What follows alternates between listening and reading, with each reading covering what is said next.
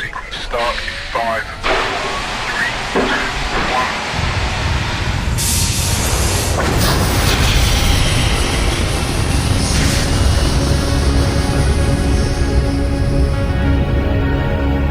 I live by the old code of second floor!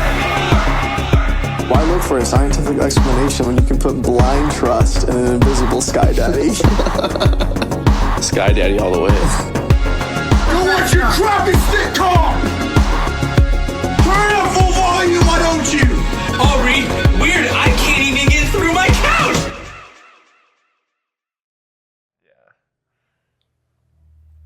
Yeah, this Saturday is the military Trump parade. Then the No Kings protest nationwide. And then also, dude, this is like, I would not to go like into this, but it's like super, like conspiracy related. Yeah. But do you know who, oh my gosh, what's her name? She was like Hillary Clinton's advisor or something like that. Her name was Huma something. I don't know. She's like this Hispanic chick. I forget, but apparently she's like super deep with she's connected to Anthony Weiner. Do you know who that is? He's the one who's like connected to like the Hillary Clinton laptop, like all that. You know, like the famous laptop where it's like of the 12 people who've like seen the files on it, 9 of them have committed suicide. Okay. So that's this laptop, and apparently she's connected to that dude. Whoa. So she's having a wedding on the 14th with Alex Soros, who is George Soros' son. What the? Yeah, and apparently like a bunch of deep state, big names are going to be there. What the heck? So it's like all these things are like happening on one day, and it's kind of wild. Dude, did you see that the previous secretary of the press secretary of the Biden administration, The black lady? yeah. Did you see that she like left the Democratic Party? She announced that she's leaving the Democratic Party. What? Yeah, to become an independent, and she also paired that up with announcing that she's launching a book about her experience. Really? I feel like there's going to be so many books coming out, dude, about, this was my experience during the Biden administration. Dude, that'll be interesting. I mean, I just saw a headline the other day that was like, Obama's doctor condemned Biden's doctor for falsely, claiming that he was fit for office. And it's just like, dude. Really? Yeah. No way. Doesn't take a doctor Yeah. to, but it's just funny how like everyone just is starting to like turn on each other just for books and stuff like that. Yeah. It's pretty crazy. It is crazy. Yeah, dude. I mean, these are those things though where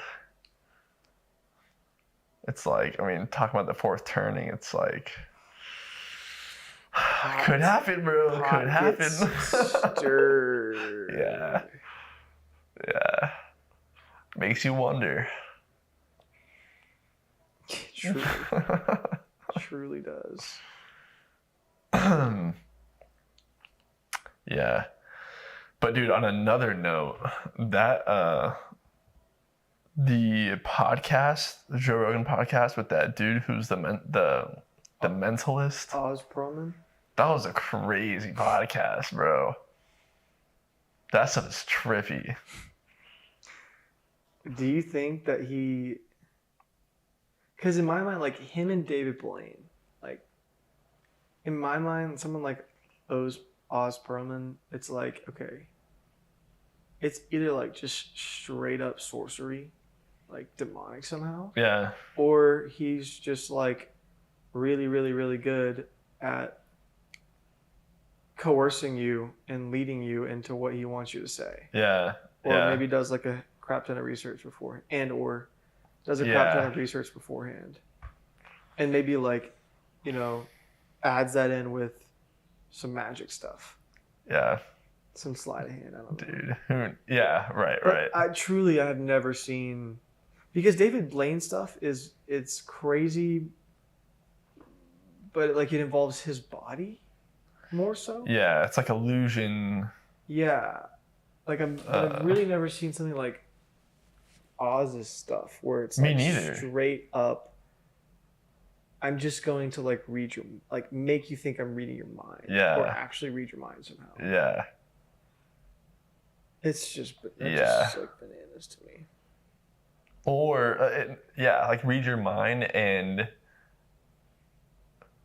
like gain information without you telling him, which is I mean, like what insane. he did at the end of Joe Rogan's podcast, where he had Joe Rogan flipped a coin several times, and then Joe Rogan took the coin, flipped it, and then he asked him, Oz asked Joe who he thinks the greatest ever was, and he says a guy's name,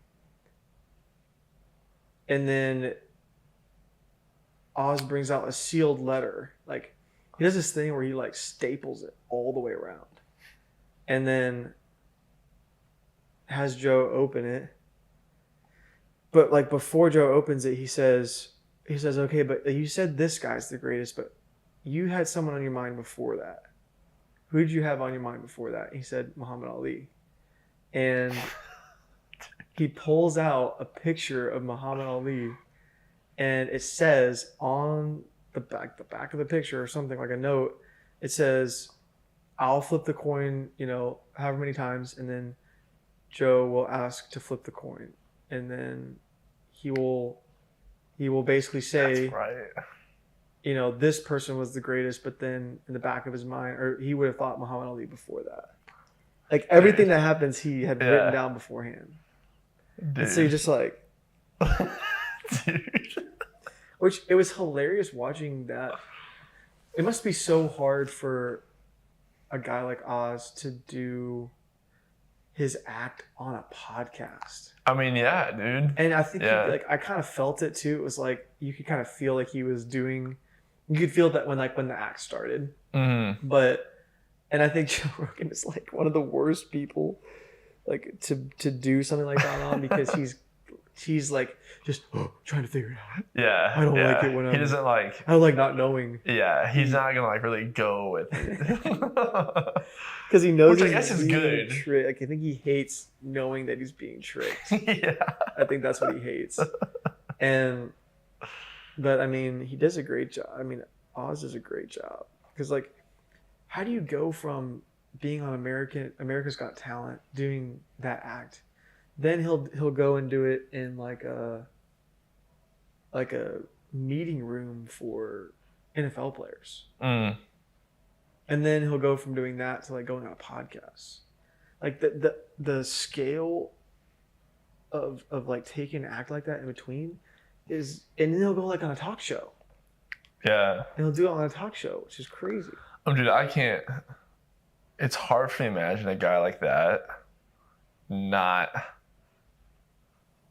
I mean, dude, like having a skill like that. I mean, in my mind, I feel like the government, bro, just would kill to have someone like that working for them. Dude. Like like the amount of coercion you could do in like a meeting or whatever with someone who can do that, like that's like what I think about.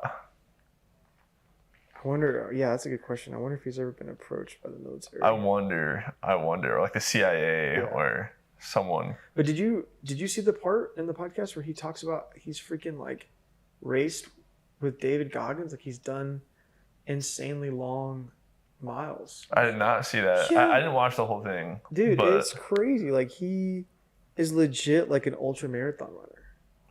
Really? Yes. Like he knew David Goggins before David Goggins was famous. Really? Wow. Yeah, and he did like a 150 mile race, and he only got 75 miles. He got 75 miles, and then I think he came back later on. He did like several other ones where I think the morning before the podcast, he ran like 30 miles. Gosh, that's Just something insane like that. Did He's just built different. did you watched it? Did you watch the whole thing? No. Or did you see it all? Like how he like got into this whole mentalist stuff? Like, You know, I didn't actually. like how do you train for that? Because I was just thinking that same question like a few minutes ago. Yeah. How do you just stumble into mentalism? Yeah. Who's your mentor? Like, who teaches you that stuff? I know. And I mean, yeah. How do you practice? How do you train? Like, that's insane, dude. Truly. Yeah, and I for someone like Joe Rogan, it seemed like, I mean, he was pretty spooked. And I feel like in his world, I'm sure I don't know. I feel like it has to cross his mind. Like, okay, whenever he has the guests on, like who in here is kind of like here for other intentions or like other purposes, you know? Yeah. So I wonder if that kind of like had a little bit to do with it. Especially when he guesses his PIN code, you know? Yeah, that was like probably like a little bit on the nose to do that one. Yeah. Yeah, when he's like, do you mind if I say it? He's like, no. I don't want my ATM PIN code out there. And like he's like already kind of pissed off when he starts it because of that, which is like kind of funny to me. Yeah. Oh, it's got to feel so like vulnerable too. I know, bro. Yeah. Yeah, to have your ATM PIN code. Someone just walks up and is like, yeah. Da-da-da-da. Yeah. Right? It's wild. Like, dude, get away from me. Yeah, for real.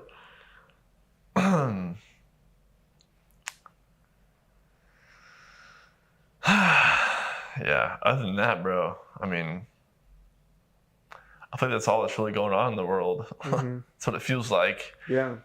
on the internet. It's just freaking, right now, it's just, Trump and Elon feud. yeah, And And then- all I see is the freaking riot stuff. yeah.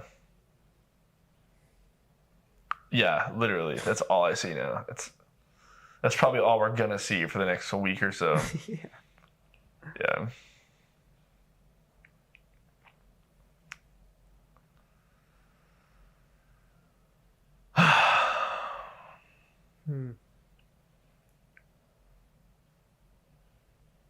Yeah, dude, it's been a pretty crazy time, especially with this whole business, dude.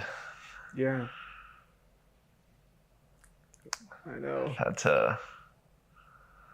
The Lord is really exercising my faith. I'll say that. Yeah, dude. He really is. I feel like,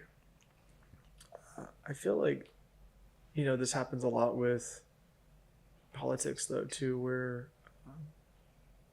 like there's a lot of hope for the new candidate that like all like the promises and everything, like they come in and then you basically have the candidate then becomes the president or whatever, and like all the people that voted for them are like typically are like either like praising what they're doing or following along, and then you kind of see like they just have to deal with whatever comes up, like freaking riots or whatever, and then you just see like all the people that already hated this person are like, see, this is why this is why they shouldn't have done this or that.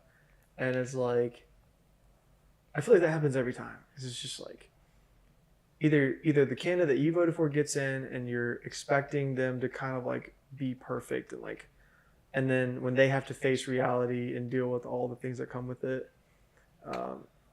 I feel like it happens every time, like both ways. Yeah. Yeah. You know, I would agree. it's Yeah. just like, and then everyone who didn't vote for him is like, see, I told you so. And then when things go right, it's like everyone that voted for them is like, see, I told you so. Yeah. So it's just like, whatever. Yeah.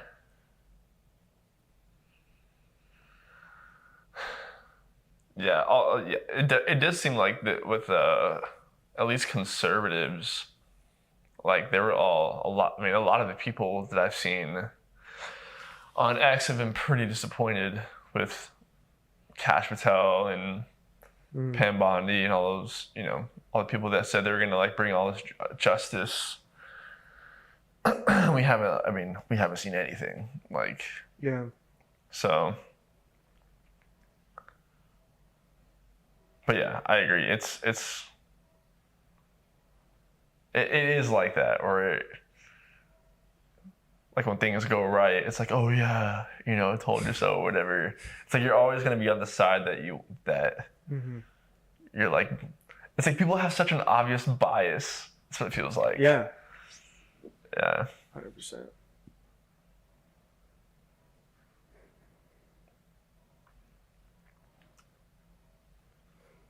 But dude, I can't believe we're already halfway through the year. Like, dude, I cannot believe that. Yeah. I don't even want to think about that. I really feel like this year just started, bro. Gosh. Same. Yeah. So how would you say that, how is this time of you like taking the step out with your business in terms of faith felt different than a few summers ago when you were out of a job looking for your next job? Because I feel like you're in like both those scenarios, you were like in the same financial position. Yeah. But it was like totally different scenario. Yeah. But in each one of those, you were like dead set on having faith. Yeah. Honestly, I don't know if they feel that different.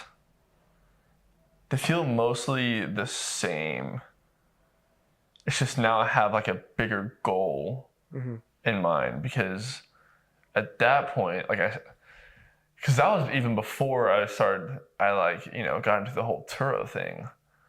Oh yeah, sure. Yeah. So, and I still wanted a remote job. Like I was looking for a remote job, or yeah.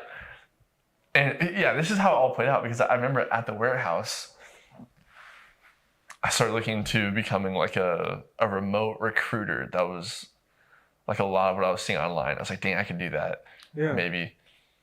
But then when you look at those jobs, a lot of them want you to have experience recruiting. Sure. So that's why I went to that recruiting job, because I wanted to get experience recruiting and then maybe become like a remote recruiter. Yeah. Yeah. So yeah, but in terms of like faith, I don't really know. I would say it feels a lot like that time right now. It feels a lot like that time where, but this time it is more like, I don't know. The best way I can describe it for me right now is like, I think God is just really showing me how, like going into this business back in January, yeah.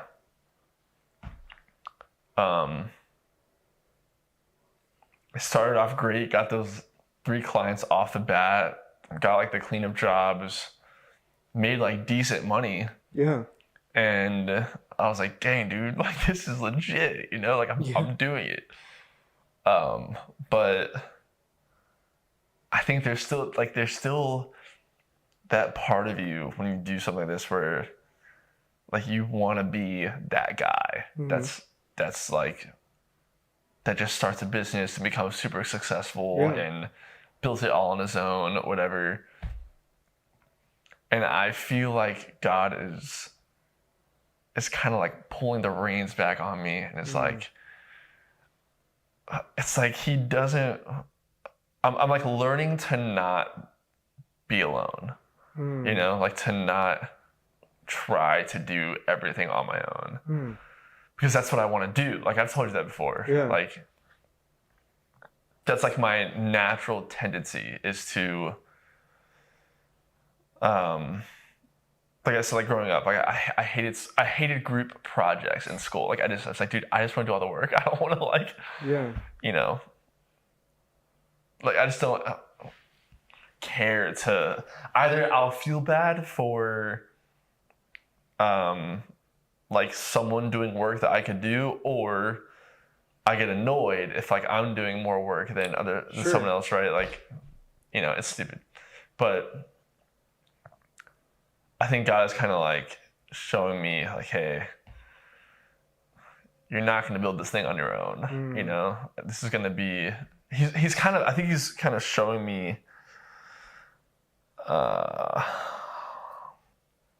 I mean, really like how faithful he is and and like what it means to be in the kingdom of heaven, like what it means to be kingdom minded. I think he because all this time, like we've been talking about it on the podcast and reading about it in the Divine Conspiracy and all that. And I think now God is really having me exercise that faith, where it's like, okay, it's kind of like what we read last week. Like, am I going to have faith in Christ, or am I going to have the faith of Christ? Like, am I going to believe that Jesus is going to provide for me like Jesus believed God would provide? Or am I going to believe God will provide for me like Jesus believed God would provide for him? Right? Yeah. And so far he has, dude. I mean, like, I think, like, to me, being a part of the kingdom is being a part of like your like the believers around you, right? Like being there for one another, supporting one another. And I feel like God is, it's just like, it's very humbling when you're in a situation like this, and like you really have to rely on everyone, like others around you, to stay up, you know? Yes. It's incredibly humbling, especially as a man, like what we talked about. Dude. Because you want to be the man. Like you want to be the guy that can handle everything on his own, that you don't need help, and like you're not going to fail. But so yeah, I think okay, now that I'm thinking about it, like the reason's different now between the time before is because then I was still just kind of like, I was still looking for another job. Like I was ready to like work for another job. Yeah. But whereas this time I'm like, we're really trying hard to not have to go back to a job and like figure it out, you know? Right. So, and I feel like I really feel like God put me, like, he opened this door. Because dude, I don't know if I ever told you this, but when I did back in, what was that, like late 2023, right before we started doing the podcast and we started doing this whole second floor thing, and right when I was about to start the tarot business, so the same exact, okay, remember that night, right before I went home for Thanksgiving, and we were like in the car, and you just like stopped me and prayed for me and like the business and everything, right? It was almost like a sending off. That's what it felt like. Yes. So that same exact thing happened to me for tarot with Sam. Like, like same exact thing, where we were going to Sam's house for some kind of hangout, and like the next day I was going to try and get like a loan approved for a car I was gonna get, and And the night before, Sam dropped me off or something, and just like right there in the car, he just like it was like this. It was like, dude, when you did that to me that night, it was like deja vu. It was like the same exact thing. Wow. And yeah, it was so weird. But I really felt like God shut that door, like He closed that door. And so then when it happened this time, I was like, okay, like everything kind of seemed like it was aligning for this, to where like I wasn't hired on to my job, right? Like the contract ended, and I'd finished my courses. Like everything was like aligned for me to do this. So in those senses, it's different. I know that was like all over the place, but I'm tracking with you. Yeah. Yeah.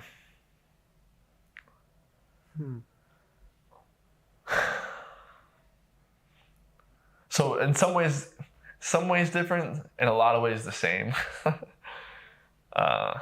But Don't you love when people like hear what you're going through and they're like, God's got you. Don't worry. We'll see you through. Yeah. And you're like, thank you. Well, dude, the biggest thing for me lately that has like really, I guess, like touched my heart, like it's like spoken to me, is just how willing everyone is to support, you know? Yes. Like without me even asking. Like that's from like, dang God, like it's like that's when I'm humbled and I realize how blessed I am to have friends and family that like are willing to stand by your side, you know, and you don't even have to ask. Like that's from like, dang. It's like it sucks when like it just sucks that like it sucks being in that position where you're the guy getting help, you know. But at the same time, it's like very. I know exactly what you're saying. Yeah. I think a different perspective is like how good does it feel when you are able to help someone that like genuinely needs it? Yeah, it's amazing. Right? Yeah. And so I know for myself, I think the same way. I'm like, oh, this person like had to like genuinely help me. Like, dang. Yeah. And I'm like, wait, I kind of like gave this person an opportunity to feel good about themselves and to like genuinely help someone else. Yeah. It just so happens to be me. And like, yeah, I want to be sufficient as a man for sure. And like, it hurts my ego to accept help sometimes. Yeah. But it gives the people in my life who care about me a chance to show that they care in a different way.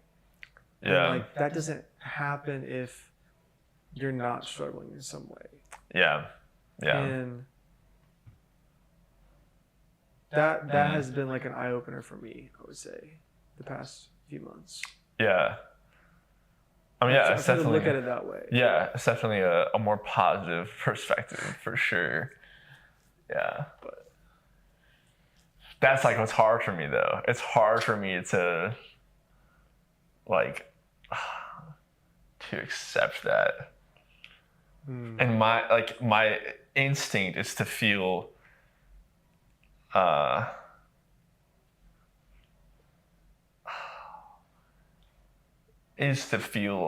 like bad, I guess, that that I'm in this situation, that like someone has to help me. But like that's what I'm saying is I haven't even had to, only once have I had to like go out of my way to ask for help. But like before that, like everyone has like contributed without me even asking, which is like crazy. So yeah. But I think that like that to me is like God showing what it means to be in the kingdom, and Him using the people in my life to like speak to me and to provide. Like sometimes that's one of the things that I don't know.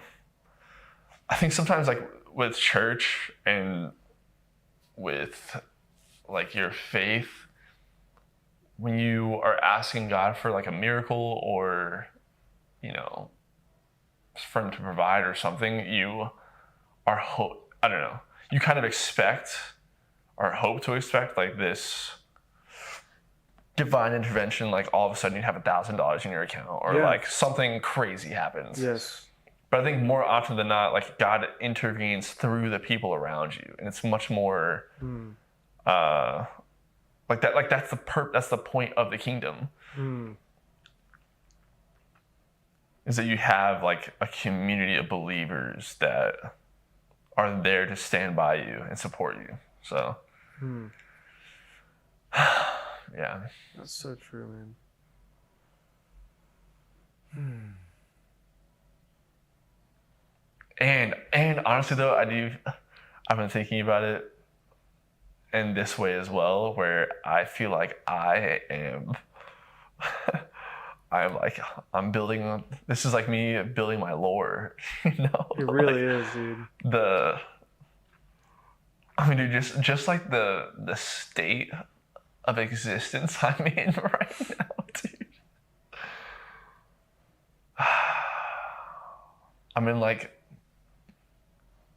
I'm in one of the hottest states in the US, no AC in my truck.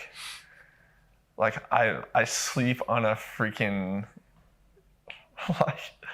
like a youth camp bed. And then No sheets. no sheets, dude. Yeah. I've canceled a lot of memberships. I'm like doing workouts in my backyard, bro, like in the heat of the summer. It's literally like when I think of the grind, that's like what I'm in right now.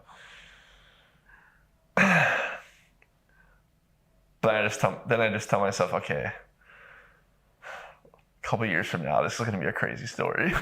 Dude, it is. So it is, man. if I can get at it, like if I could just make it through, it'll be a crazy story.